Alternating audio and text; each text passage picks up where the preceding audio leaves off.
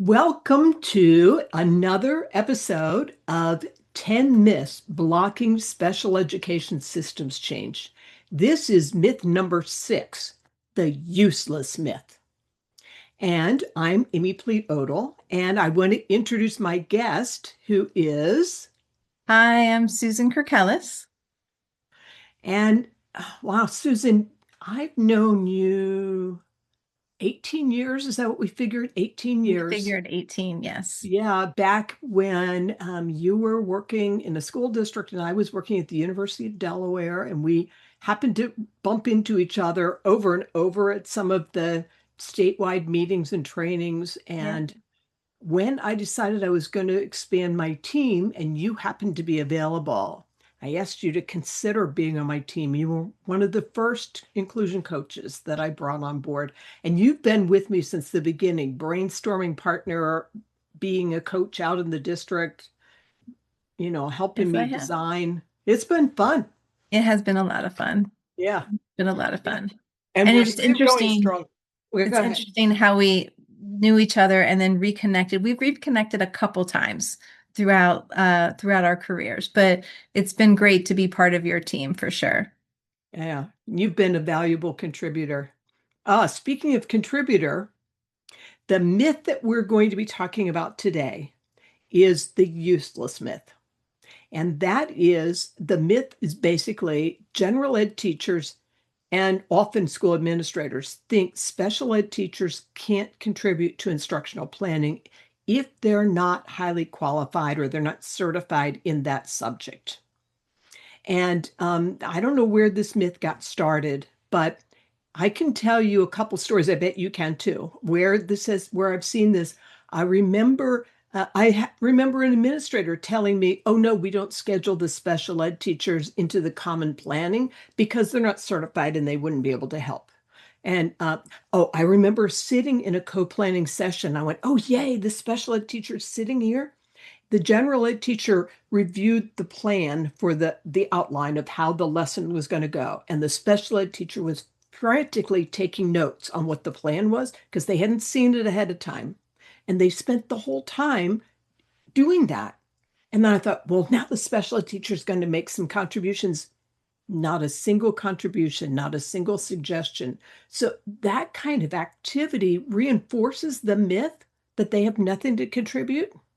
Do you have a story about how you've Well, encountered this? I identify as a special ed teacher. I mean, my bulk of my career was in being in the classroom, uh, in an inclusive setting. And I've been that person that's sitting at common plannings trying to figure out where my role is. And I've been the person that's walked into someone's classroom and not known what the plan is and trying to find where I fit in that day and sometimes feeling like that glorified aide. So I've also coached teachers who are working in general ed classrooms and they feel undervalued and that their skills aren't really being used. And it's not because they don't have skills. It's not necessarily always because the gen ed teacher doesn't think they can contribute. I think a lot of it is they just don't know what to do and how to go about doing it and advocating for their voice in the classroom. That's a great point. So part of it could be attitudes and beliefs and Mhm. preconceived ideas, and part of it is the missing structures. How do you structure co-planning so that they actually can contribute, have it scheduled and have some understanding? Often this myth persists because people don't question it and they don't take some steps to make it happen. So hopefully they will watch this recording and then they will make all of the magical changes and everything will be perfect. So here's the truth. Special educators are valuable and they make really important contributions. So Susan got a brilliant idea, and then I contributed a bit to it too. We have a handout that's attached to this recording. 5 ways special educators contribute to instructional planning. Now, these are things that a special educator can do. and that general ed teachers and administrators can make the space for them to do it. Great. So we're not going to take time to go through all five. You can download it for yourself, but which one is your favorite, Susan? Which one would you like to talk about?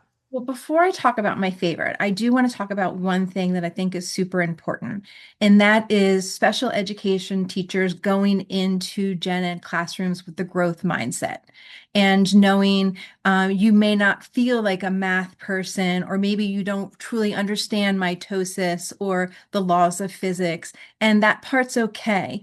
Um, it, and I feel like sometimes I've started my relationship in a gen ed classroom feeling a little less than, and I had to build up my own growth mindset saying, I don't have to understand every single thing about mitosis in order to support instruction of that skill. So we hadn't really talked about that, and it's not one of the things on our list, but I do think having that growth mindset as a special educator, maybe you didn't do really great in algebra, but that's not really what's most important about your role.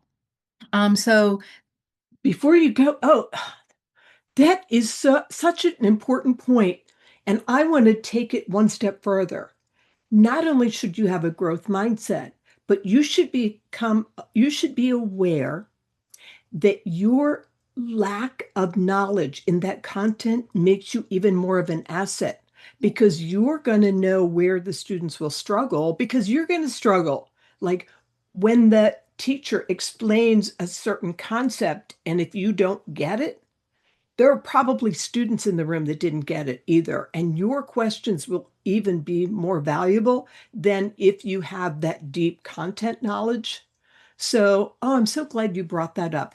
yeah. Okay. And I think that's exactly how you can also become part of the planning process in the PLCs is by using your growth mindset to kind of insert yourself a little bit.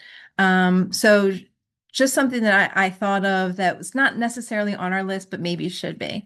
But I think my favorite and the way I always approach things was by this whole concept of understanding by design. I was really into that when I was co-teaching, and it's the concept of starting with the end in mind.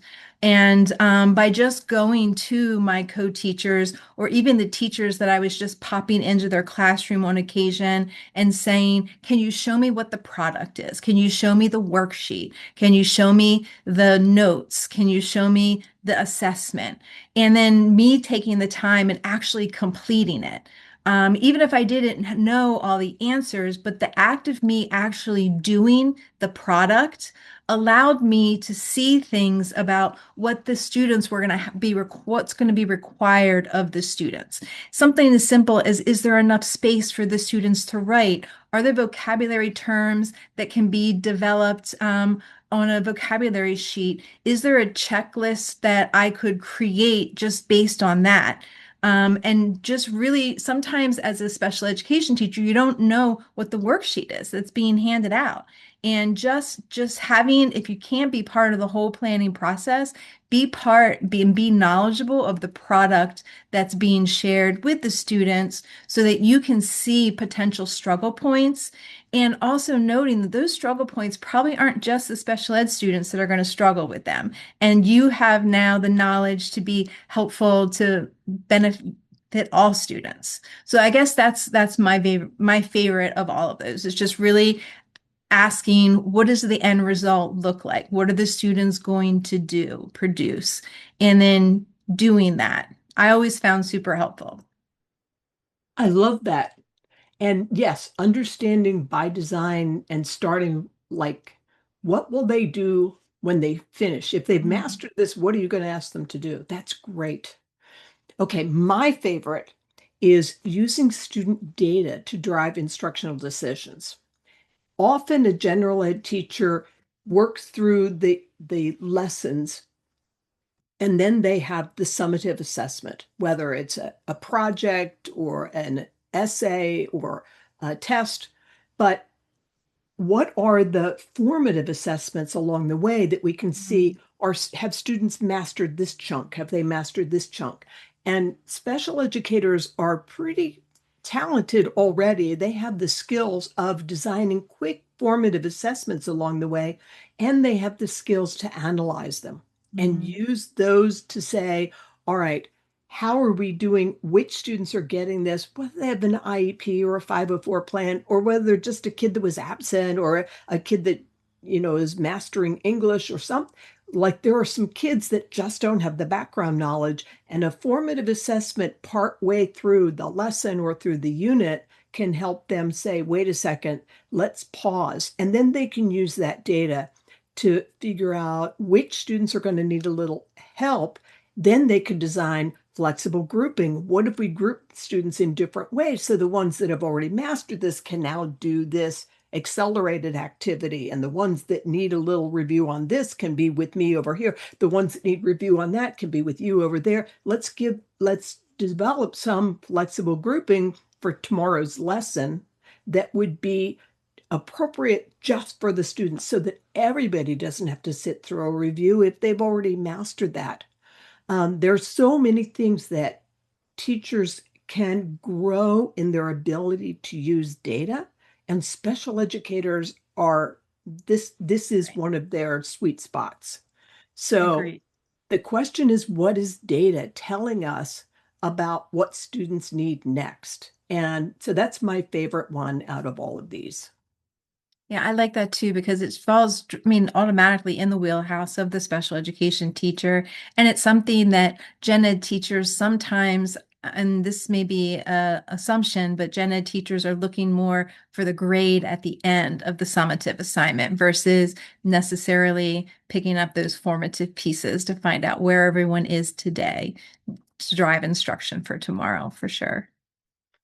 When the special ed and the general ed teachers or multiple teachers get together and they combine their resources and the skill sets that they each have, what we hear over and over is the gen ed teachers say, I've learned more about flexible grouping. I've learned more about using formative data. I've learned more about planning in chunks for that Mhm. end in mind.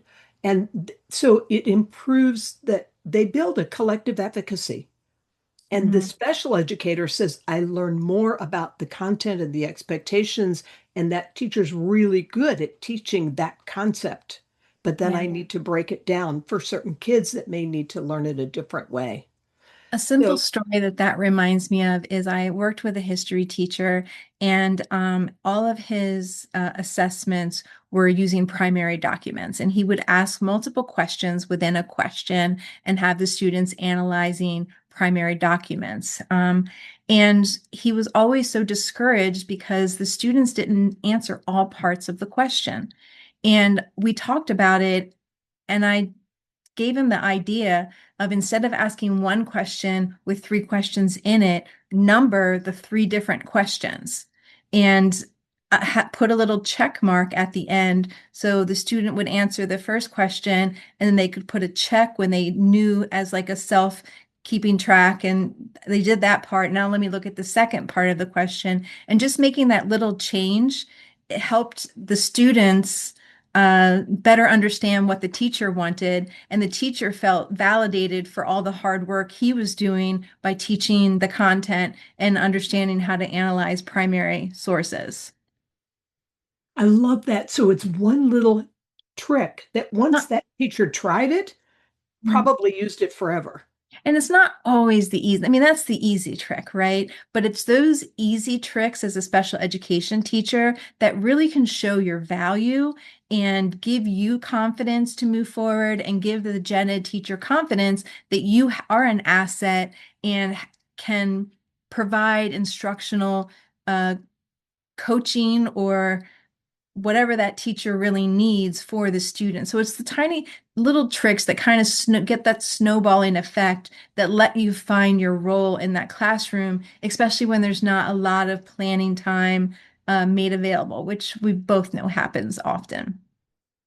That reminds me of when I would go in to coach and the teacher would say, well, I don't know if you have anything of value. I've sat in lots of workshops. I already know everything about differentiation and special education.